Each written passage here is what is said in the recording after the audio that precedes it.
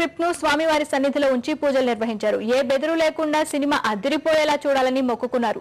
సంప్రదాయబద్ధంగా పంచె, మెడలో పెద్ద కండువా, మోమున తిరునామంతో జూనియర్ ఎన్టీఆర్ డిఫరెంట్ లుక్ లో కనిపించారు. భక్తి శ్రద్ధలతో మొక్కుకున్నారు. మరి దేవుడి దయ ఎలా ఉంటుందో లెట్స్ వెయిట్ అండ్ సీ.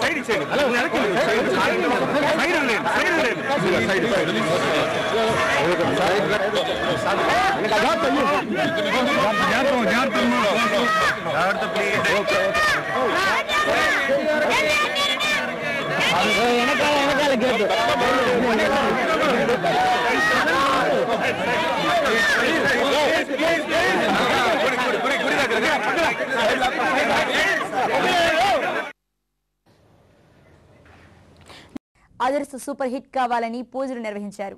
ఆయనతో పాటు సినీ నిర్మాత దిల్ రాజు కూడా ఉన్నారు.